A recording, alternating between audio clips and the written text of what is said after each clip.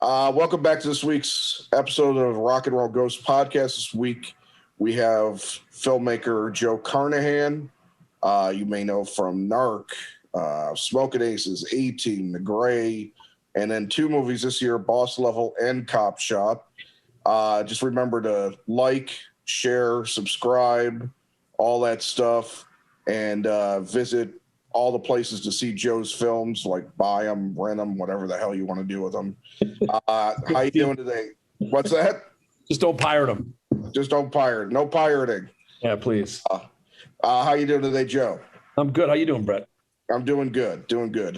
Good to talk to you. Yeah, man. We had some back and forth that we weren't going to end up talking, and then some things changed. So here we are. Yes. It's kind of cool because I saw you doing a couple of things. Let's talk about the first thing. Just get it out of the way. Let's talk Copshop. Yeah. All right. We'll start with the start. Basically, how did you first find out about this script? Because it was a guy that wrote the story, right? Yeah. Kurt McLeod wrote the script called Police Station. Mm-hmm. I got a hold of it. I rewrote it kind of per my, what I liked about it. It was contained. It was during COVID.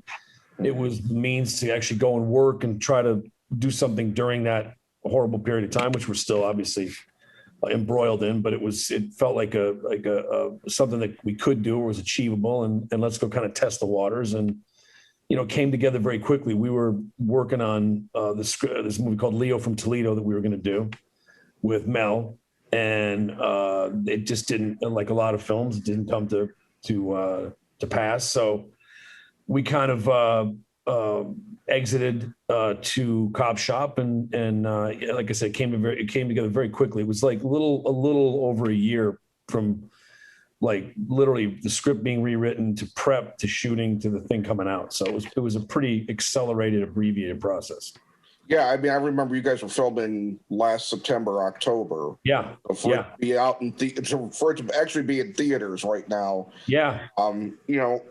Granted, and we'll get into that, but granted, it's not probably doing as well as you would want. But right. But still, the fact is, you were able to get a film shot in this time, and out in theaters, which is a miracle. I mean, listen, it's a bit of a Pyrrhic victory, but given what went down with that movie. But listen, it's the movie business. It's not the art business. I wish it was the art business. It's the movie business. Yeah. And you have to suck it up at times and abide by decisions that are not your own and choices that are not your own. And that's just the way it is. That's life in the big city. So, yeah, you can have your period of ranting and raving, which I certainly did. And then you just got to kind of, you got to, go with it because there's really no other choice. At the end of the day, it's their movie, their money, their money, their movie. So, but yeah, it was the fact we did it. I got to work with a lot of people I love, and got to work with Alexis Louder, who I just adore, and hopefully break what's going to be an amazing career for her. That was worth it. That was worth the sweat equity. Yeah. The rest of it, whatever. It was beyond my control. And it's for the most part. Well, we're talking around it. Look, basically, the idea was you delivered a cut.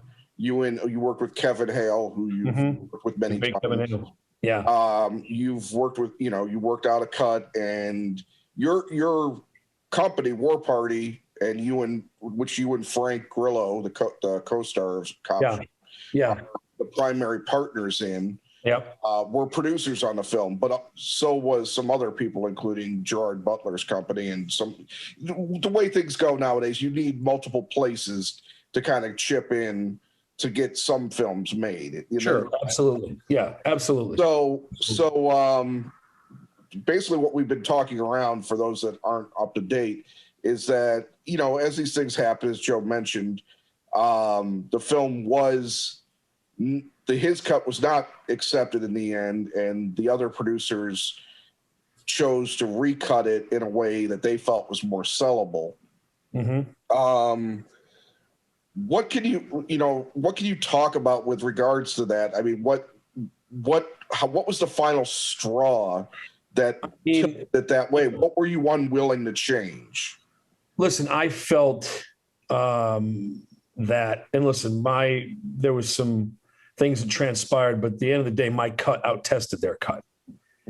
And that was something, and they kind of used this thing to kind of disqualify those results for whatever the reason. And listen, I'm not going to name names because I think it's chintzy, and I think if people are half-assed in the know and pay attention, they can connect the dots all by themselves. But for sure, my version I felt was kind of a minor classic and told the story in a much more effective way, and the characters were much more realized, and the narrative structure was more cohesive, and all these things. And I have had the good fortune in my career. Listen, I had massive issues with the producers on Boss Level. At the end of the day, Boss Level is frame for frame my movie, right? So for all their financial fuckery and chicanery, they never stepped in and messed with what I was doing. And I have a great now, abiding yet grudging respect for that, because I really appreciate that, being in that position, because Boss Level is absolutely my movie. I cannot say that about Copshop. I wish I could. I could say it about my version. And I can also say that Gerard Butler will never, ever, ever be better in a movie than he is in my version of that film, period. I'll take that to the bank now, tomorrow, and the day after. So, these things happen, Brett, and you're just at some point at the whim of, as I said, people are spending $45 million on a movie, and it's ultimately their personal property, and you can make any number of ideological, creative stands and try to build bulwarks against, that happening. And listen, and even with that movie getting, when it got 81 or whatever on Rotten Tomatoes and remaining there, right, on 3,000 screens, to only open that film to $2.4 million is a colossal failure of marketing. It just is. Yeah. It's unconscionable how you can't do better than that. So there's a lot of factors and a lot of things that now are by the by, that I wouldn't have discussed. Frank had every right to be upset and be outraged about his performance, because it was gutted for a large, So again, dude, these are, I can remain resentful, which I choose not to do. Are these people, am I ever going to darken their doorway again or work with them? Absolutely not.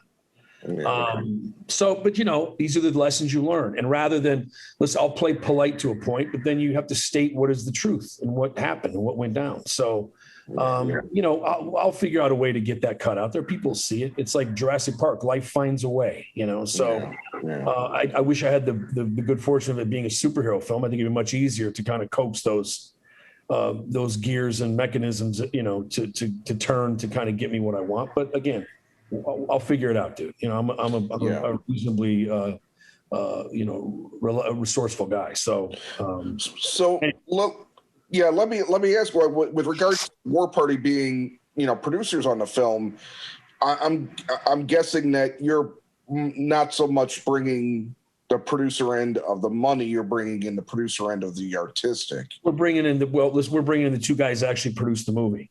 Yeah. There were two guys that really produced that film, and it was myself and Frank Grillo. Yeah. So the day-to-day, the nuts and bolts, that was us. Yeah. And then the creative, we're coming in with essentially a brand new script, and again, the script that got that movie greenlit. Yeah. And with all due respect to Kurt, they didn't want to make that movie. They wanted to make my movie. So, and I think that's where the troubles began. Yeah. With myself and a, person who shall remain unnamed. And that's just, again, part and parcel of this business, man. You got to deal with that shit, the egos and the insecurities and the so on and so forth. So, Um, but listen, that said, I still had a blast making that movie and working on it. And from Juan Me to Jaina to Marco Morales to Clinton Shorter, who did such great, that soundtrack is just so lights out, There's really great things about that film, and they're even greater in this other version. You filmed it pretty quickly too. It only took about a month, right? Yeah, it was about 34 days. Yeah. Yeah. I mean, so a couple of behind the scenes things on me. I for those that don't know, I was kind of in the thread of Frank's little, upset tirade on Instagram when that eventually came out. And my take on it at the time was that no matter what the issue was, I felt that as a producer on the film, with the film getting critical, raves at the time, on the night that the movie was premiering, my take was that you don't talk shit about something that could possibly end up busting loose and becoming a big deal. I mean, I'm more of a pragmatic person. I understood perhaps his thinking. I just and the funny thing in which we texted about was that Frank took offense and blocked me on Instagram, which I thought was funny, but whatever. I wasn't trying to be a dick. Sure. Me. Listen, kind of guy. I think, listen, I understand where you're coming from, but listen, timing is everything. However, my retort would be, did you see anybody else generating any press or any interest? And that's true. Around the movie whatsoever? No. You had your big star who didn't even post until the day of. Yeah. And barely kind of did to my estimation, kind of the bare minimum. So, this is at least that was drumming up some palace intrigue that could have been spun out into, into I want to see what's going on here. Well, the whole idea being any press is good press. Exactly. There's no such thing as bad publicity. So, but that's the thing that I found fascinating, and I discussed it with a friend of ours that I felt was really odd. They took the time to and the pain to go through and battle you on this cut thing, and then they still failed to market it. Which, why go through all that torture if you're still just going to bury it? That is a question you'd have to direct to the principals at Open Road. I don't know. Yeah, I don't know. Listen, I think El Chicano, another movie I made with the same group, suffered a similar fate. It was not marketed effectively, and it got shellacked, and we lost a lot of money. Yeah. And they're probably going to lose a lot of money on Copshop, which is unfortunate because I don't think it had to be that way, and I also don't think that it was maybe. But who knows? Was the time right? You never know when you release these movies. But if you don't have, I would ask people, and they go, "Oh, I didn't know it was coming out," and a bunch of people said, "Oh, I had no idea it would come out." Yeah. How do you not know that? How are you not aware of this movie? So you can't. And listen, Brett, you can't get beat by two films that are on HBO Max simultaneously, and another movie in its third or fourth week. It's like that is dismal. Disastrous. Yeah. So I can't even listen. Would my version have befallen a similar fate? Probably. So I can't really. Yeah. In some respects, I'm thankful because mine didn't take the financial hit at the end of the day. Yeah. But do I think that our lack of presence around the campaign affected it? I absolutely do. Yeah. But these are the choices. Listen, like I said, I was still encouraging. I still want people to see the film. I still think there's stuff in it that they'll enjoy. It's just not my version. It's not my movie. It's like more like a Pinterest board of a film than it is it's kind of got it's certainly got my shots and my design and so on and so forth, but it's just not my film. So you feel it's pretty drastically different from what you. Oh, it is drastically different. Well, because it's like I think of the 120 scenes in the film, 117 of them were touched or re-edited or cut differently or sped up or So it's difficult to say that, I mean, listen, man, you go through somebody's writing, somebody writes a book and you start changing commas and dropping, pronouns and dropping prepositions, drop this, whatever the hell it may be, altering sentences. It's not their work anymore. It's just not. It's unless that's your editor, and that's they're supposed to do. Your book editor. That's not you can't reasonably call that your work any longer. It's an approximation of something you shot and wrote and so on. But it'd be the same thing as let me render this onto the internet and let's just let a bunch of amateur editors recut the movie. Let's see what you got. Anybody can do that. Yeah. It doesn't make it your film anymore. The film that I did that I'm proud of is the one that Kevin Hale and I cut together, and it is an hour and 55 minutes long, and I just think it's dynamite. Yeah. And little things that I thought were key and essential that were taken out of the theatrical version. I think that if that thing got an 80 or an 81, this would get a 95 or a 96.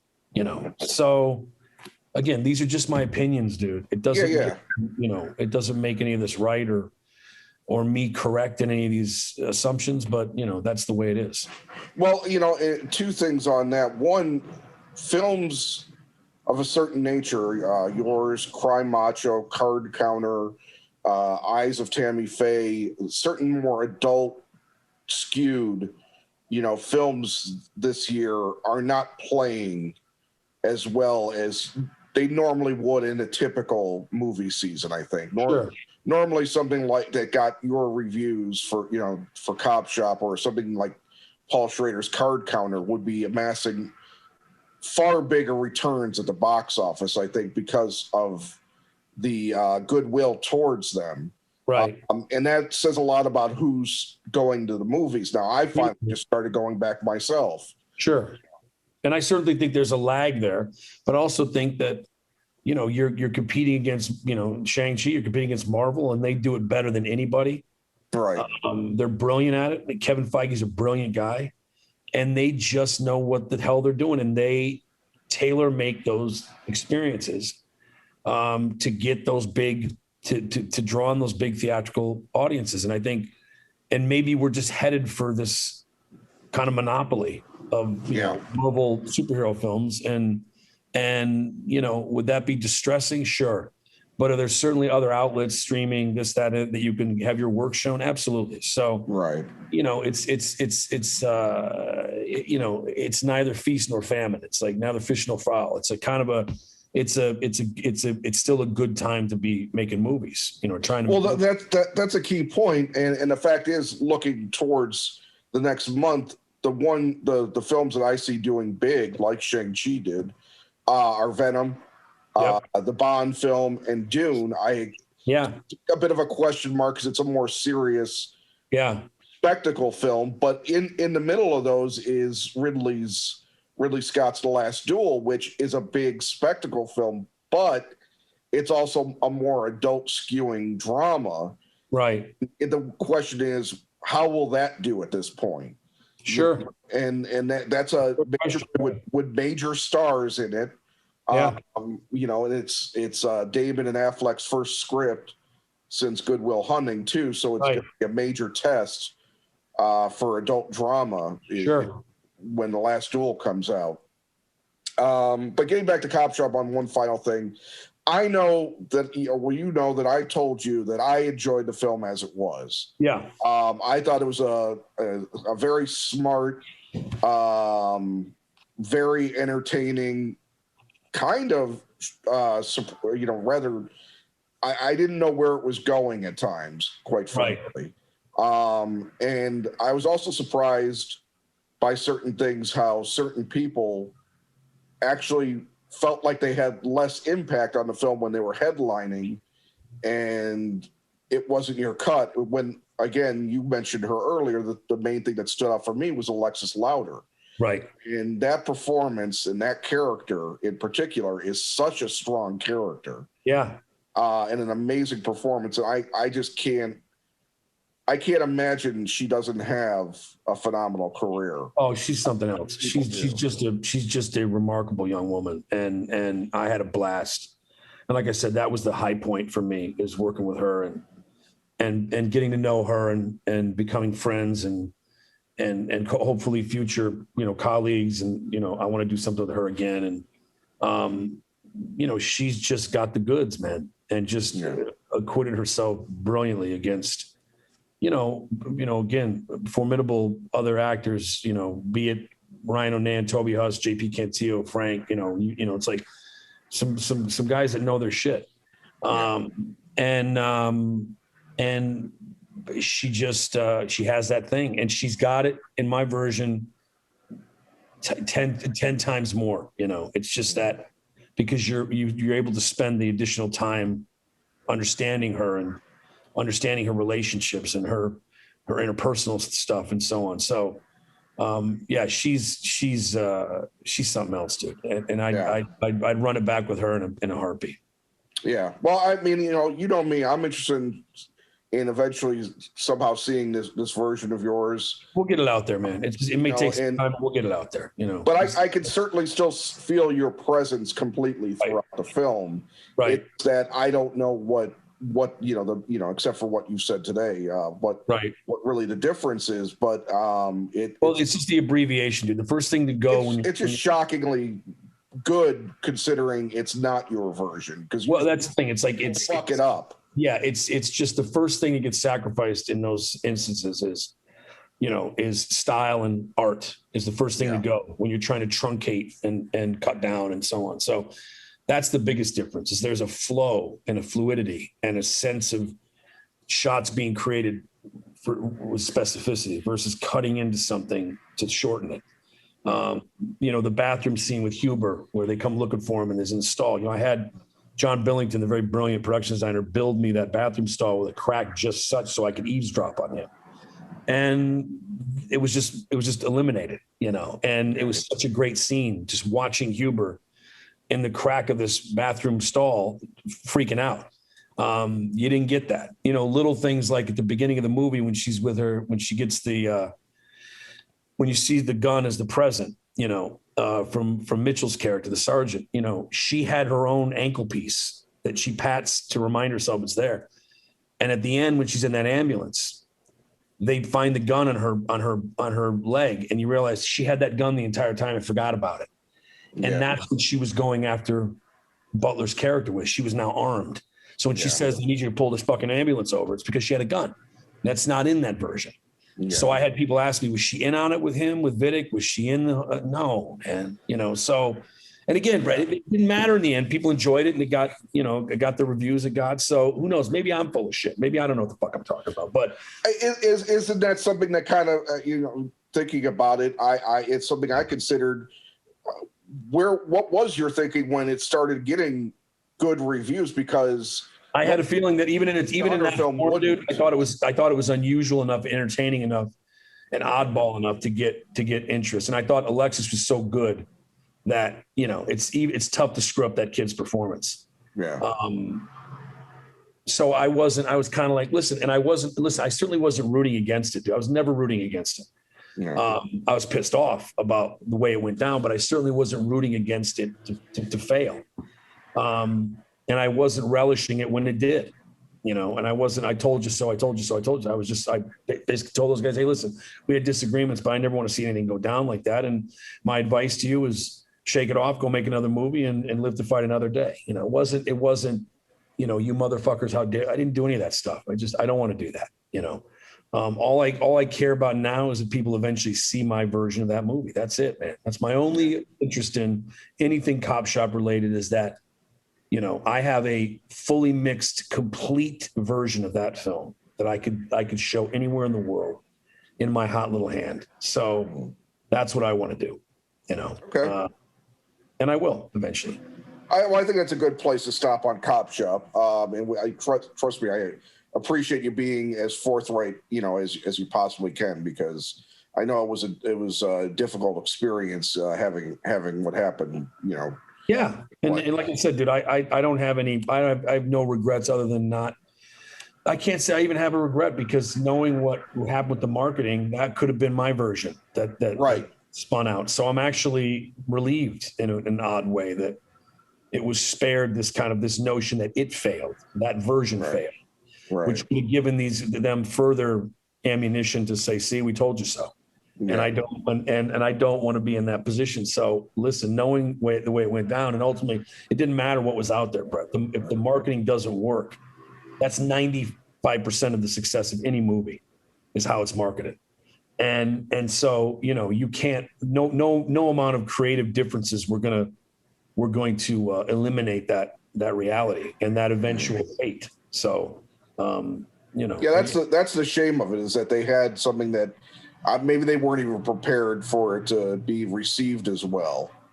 Who knows? But listen, if you're that far behind the fastball, maybe you shouldn't be standing in the box in a big league. It's a big league hitter. Yeah, that's probably true. If you can't hit a big league curve, there's other teams you can play for. You're not going to play in Yankee Stadium, but there's other teams you can play for. And I think to be that off, I think it's cause for kind of, a career reassessment. Like, what the fuck are we doing here, man? Like, who's,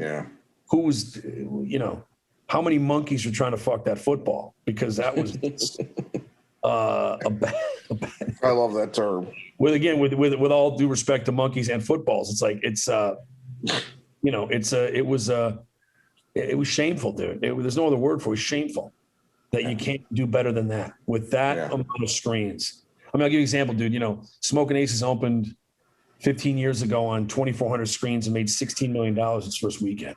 That's and that was shocking that we opened to that number, right? On a movie that kind of bleak and but it had a huge cast and so on. But like to have this type of thing go that way, it's just head scratching, man. Yeah. But anyway, onward. Was there any film before this that you had a similar experience with, where it was the same group of people, was it taken away from you? No. That was creatively. No, I've never experienced. I had Tom Rothman and I in the A-Team, and Tom is a dear friend of mine, and I love him. I really do, and I have great respect because Tom, as a studio chief at Fox. At Fox, right? Tom is a studio chief and a chairman of a big, multinational. He's still a avid, devout lover of movies. He has to be a numbers guy, because that's how you stay in, running a studio is you got to turn out the hits. But his abiding love of movies and his support and passion of movies is fantastic. So when that guy is giving me advice and saying, what if we shorten the opening and it's too long, and I'm going to listen to that. That's creative compromise that makes sense. And again, I think that we also suffered on the A-Team from marketing woes a little bit, because the Karate Kid came out of nowhere and killed us. And I don't think enough people, I think we took for granted everybody knows the A-Team. They don't, but that was different. But no, brother, I've never had that happen ever. And by the way, I will never have it happen to me again. Yeah. Guaranteed it will never happen again. Yeah. I will put the necessary, governors in place to prevent it from ever reaching that speed, Yeah. But anyway, onward. Well, as a question on the opposite of that, having produced some other films where you weren't the director on, have you ever had to kind of take over control of any of those projects? No, but no. I mean, listen, like you're talking about like Wheelman or like Point Blank or like these. Yeah, types. or El Chicano in that case. No, it was no. Listen, I had a great group. I had a great group of investors in Calgary and Alberta, and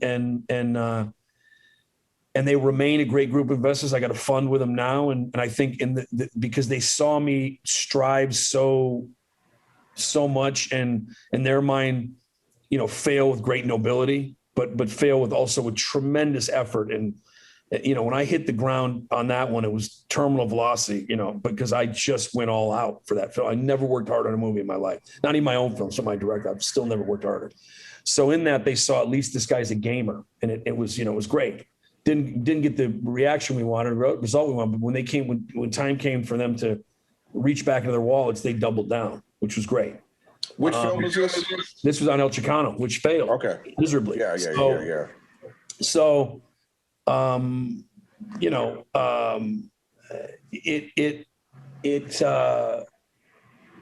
not experienced that, brother. I've not experienced that, and hope to never do it again. Like I said, and I'll guard against it. Well, let's talk about something else that you've got coming up in the, I guess, the semi or near future is the reissue of your first film, which I always forget the order: Blood, Guts, Bullets, and Octane. Got it, brother. Okay. Got it. I always had, whenever I type it into a search engine, I always have it turned around. Oh, it's like Bullets, Blood. No, it's Blood, Guts, Bullets. Yeah.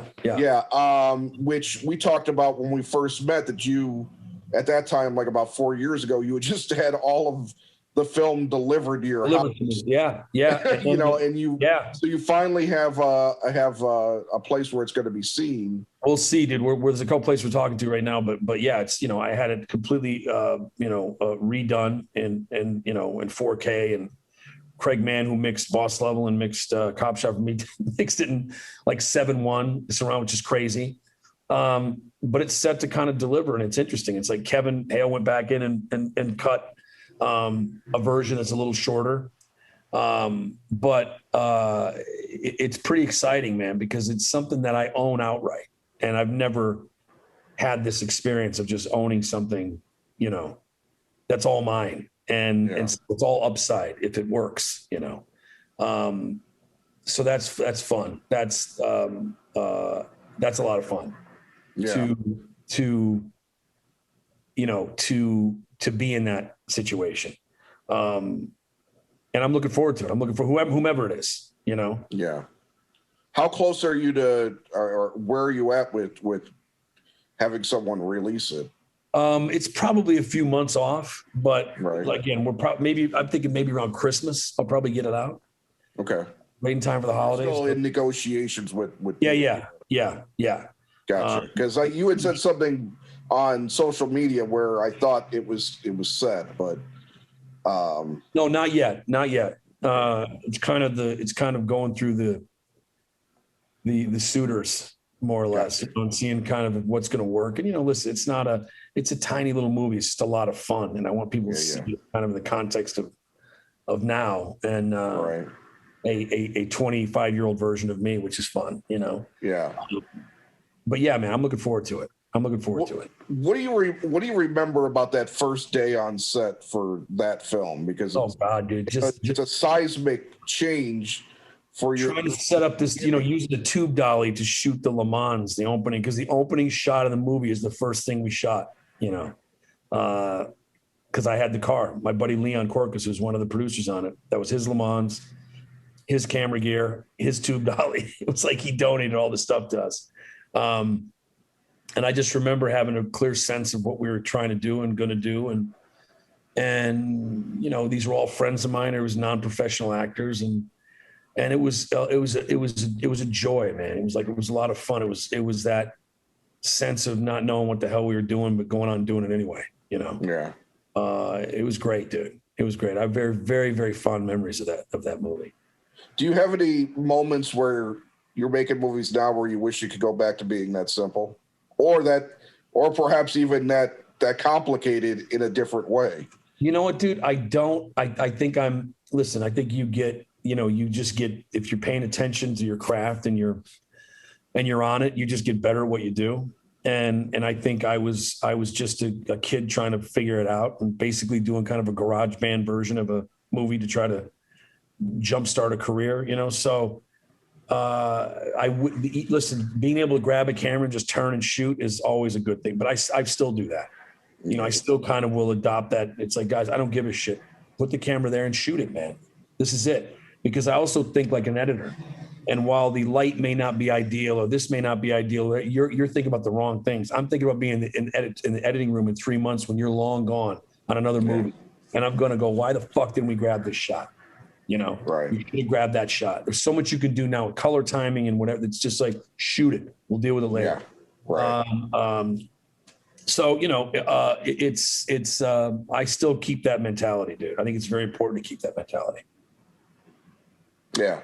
You know, what is there anything else that you've got going on at the moment? Is there anything that you're working on that could start filming? You know, listen, I have this Mike McGrail is a good buddy of mine, a fantastic writer, wrote the script called Graves. And it's kind of like Serpico meets Poltergeist. And I've never done a horror film, a straight kind of horror film. And it's awfully good. And I'd love to try to do it before the end of the year, but I think that probably is wishful thinking. But it's kind of like Wheelman. There's a lot of it. The Haunted House is basically his unmarked Impala, you know, like the top. And I really dig it. I really dig it. That's something that I'd be really keen to go and do because, again, it's a short shoot. And then, you know, and then just trying to put these projects together that you can kind of control. And I've got, again, this great group of people in Calgary that have been just remarkable to me and to what I'm trying to do and remain so and are kind of steadfast in their beliefs. And I love that. You know, it doesn't happen often enough. So I'm very fortunate to have those guys in my corner. But, you know, I'm just going to keep plugging away, bro. That's all you can do. Just keep working. Yeah. You know? Well, with Graves, is that something that you're rewriting at all, or are you sticking with the original? I did some work on it, but it's such a good script. It's kind of I added a few things and a couple of little scenes, but you know, it's good to go. And we're out to an actor right now. I can't say who it is, but that's fine. Yeah. You know, we'll see what happens, man. It's somebody I'm a huge fan of, and we'll see what happens. You know, but I've never done that type of movie, and that's exciting to me. You know. So the things are still chugging along for War Party themselves with you. Absolutely, dude. Absolutely. We're going to keep doing what we're doing and trying to make films and trying to, you know, avoid situations where our kind of strength is mitigated anyway and diminished. And we want to bring, you know, the full, you know, set of skills to whatever it is we're doing. And, you know, you strive and struggle to find those opportunities, and that's what we're going to keep doing. Yeah. And speaking of War Party with regards to Frank, Frank's been in many of the War Party films. I think pretty much all of them except for El Chicano. Yeah. The film that you're talking about here, Graves, would that be considered a War Party film? Yeah, absolutely. Now, Frank wouldn't be that guy, but yes, it would be definitely a War Party film. Absolutely. So it's probably good to kind of change things up a bit, you know, not have Frank be in. Yeah, we can't. I think we're both aware of that. We can't do every single movie together. It feels a little redundant after a while. Yeah. You can kind of keep things fresh, you know, give it a beat and then come back with something stronger. You know, I think that's the jam right now, you know? Yeah. Well, you had mentioned, I remember when around the time Boss Level was made, you had originally mentioned Leo from Toledo, and you had mentioned that was something you were planning on working on when, you know, the pandemic hit. Where were you with making that at that point? We were very close. We were trying to figure out, we were pre-production. I had scouted, I was in Puerto Rico, and we basically got kicked out of the country because they were going to shut it down, and we had to. Yeah. So, you know, it was something we were very keen on doing, and then it just didn't happen. Again, these things happen all the time. You know, you think you're going to make a movie, and for reasons that you sometimes can't understand, sometimes are unfathomable, they just fall apart. So, again, that's just the way it is, and you just got to get used to that, and don't let it discourage you, you know? Yeah. Is that something you're still interested in? Oh, absolutely. That's a great script. It's one of my favorite scripts. Yeah. And Mel would be the lead in it, correct? Yeah, Mel would be. Yeah, I wanted him because I just thought I kind of wrote it with Mel in mind, you know. Yeah. And I just think he's world class, you know. Yeah. I really do. And has become a good friend and someone I really respect and admire, you know. Yeah. Well, you know, I'm going to ask you a couple other questions. I don't want to keep you too much longer, but I have the question I just kind of came up in my head today was, which of your films would you say you see the most I guess, money from in terms Oh of. God, so dude, Smokin Aces, hands down. Hands down. Oh my God, the residuals I've made on that movie and still get checks once in a while. It blows my mind. I don't get it. I just don't get it. It's like one of those like, wait, what? This is from what? You know, it's like, yeah, Smokin Aces. I'm like, Jesus, man. I'll never understand it. And then 18 probably right after that. But Smokin Aces in such a it's got such a weird. And it's one of those movies, dude. You turn it on. It looks like we shot it yesterday. It's just got that Mauro Fiore just did such wonderful things with the look and like textural quality of that movie that I love watching. And anytime it's on, I just one of those. It's my own movie, but I'm in. Like, okay, where are we at? So yeah, dude, that for sure, hands down, hands down. Yeah. It's one that. I think I've got pretty much every film of yours at this point that I can on video on something, whether DVD, Blu-ray, or something like Vudu. Right. I can. Boss Level, obviously. That's, and some of your Netflix stuff, that's just exclusive to, there. Sure. What does that kind of thing, obviously Netflix releases some movies on video, but they're usually the big Oscar ones like Marriage Story and Irishman and stuff like that. Right. That's something that, I mean, I guess if anybody wants to see it, they just get Netflix. But Netflix, yeah, exactly. Is that something that's even in your head at all? Like, I can't pick it up anywhere. No, it's like it's a delivery system, whatever that may be. Yeah. I don't look at DVDs or Blu-rays the way I would look at like an album. You know what I mean? Like, I found an old, unopened Dark Side of the Moon. It's like, oh my God, it's just a different kind of, I guess, and I'm not a film purist in the way that, some of these guys are that, I want 35 millimeter prints in my movies. And it's like, I should like the gray is mostly white backdrops, You watch the gray after it's been run through a projector, 35 millimeter, on a plattered version of that movie. After about 20, 25 runs, you start seeing, all the artifacts show up. I don't want that. That's not charming to me, the way that an LP picks up, additional kind of warmth as you play it. It's just a medium. I want, the DCP it's the same experience every time. Yeah. And you don't have to worry about a projectionist. Oh, he didn't platter this properly. He screwed up the changeover between 4 and 5, and you don't have to worry about that stuff. Right. So yeah, man, I'm very much a technology exists for a reason. Let's utilize it.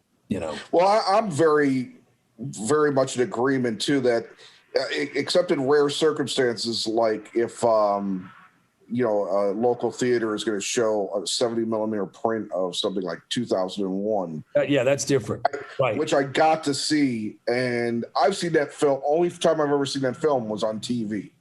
So to be able to see it, that's amazing. When Nolan went back and he really, he corrected everything. Dude, I saw that in IMAX. I saw that version. It's staggering. Yeah.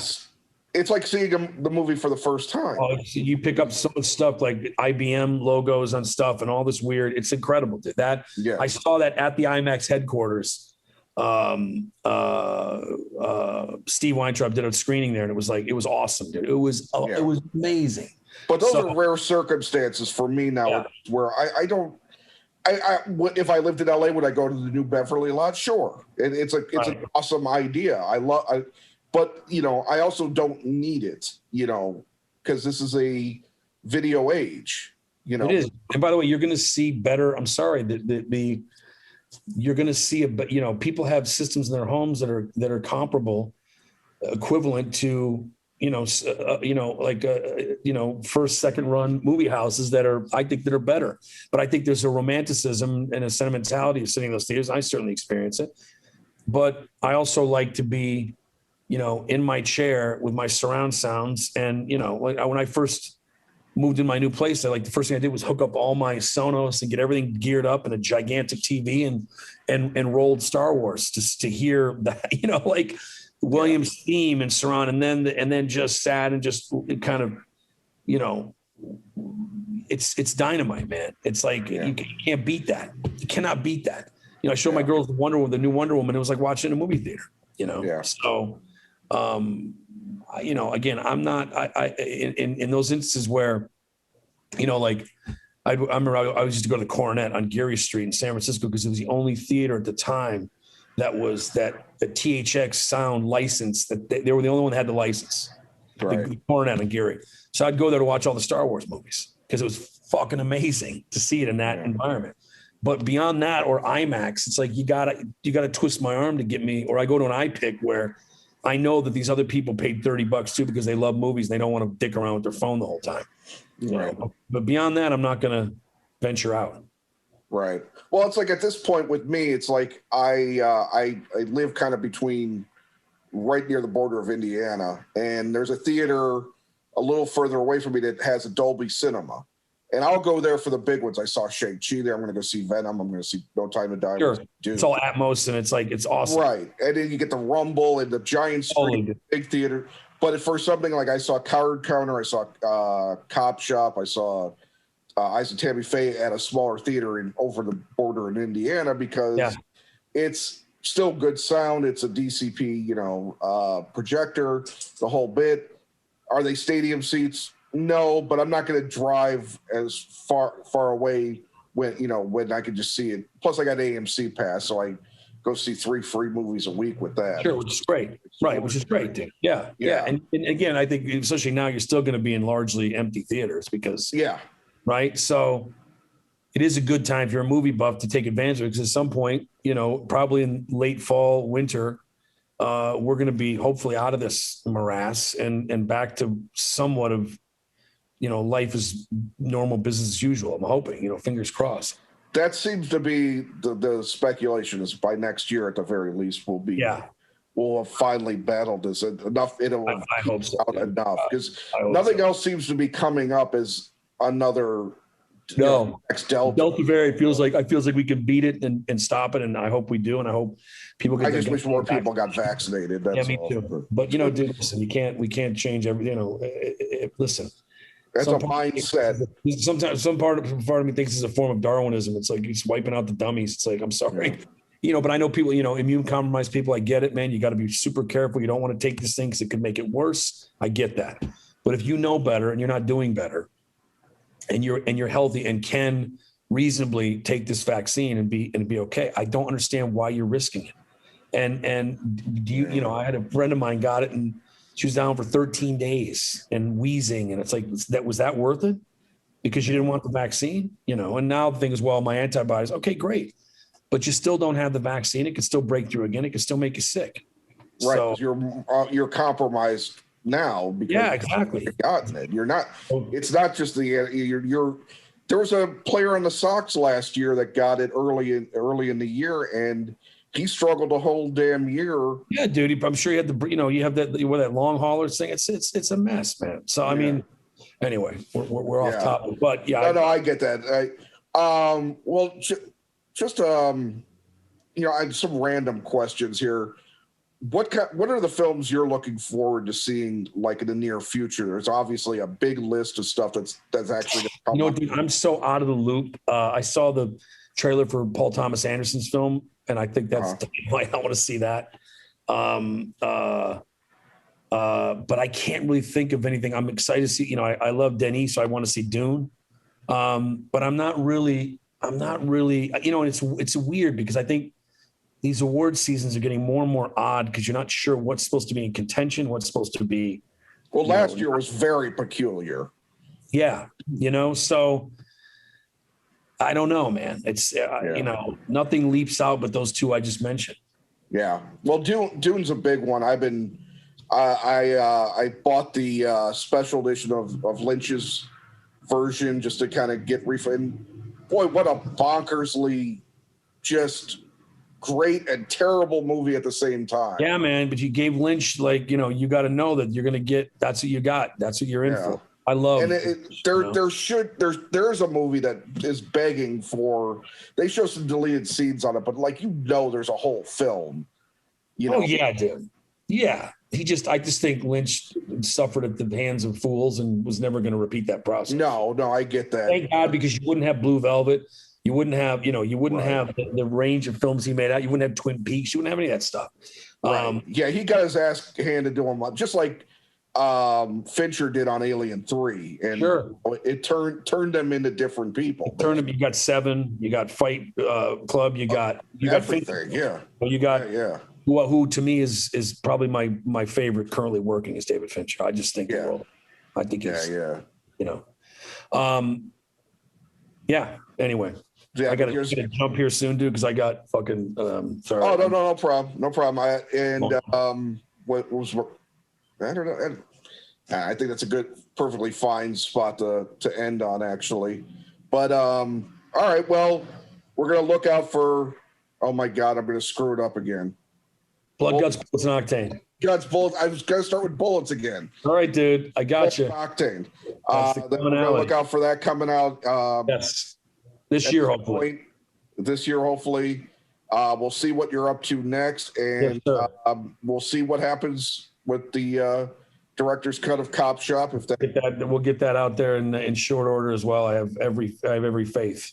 Are you in any kind of negotiations at all? Do you think? No, it's an ongoing, I think ongoing discussion, but we'll figure it out. Perhaps for the video release. Yeah, or we'll see. Like I said, I can screen that in theaters, and that's my intention in some small little venues, and just do a little. We'll do something fun.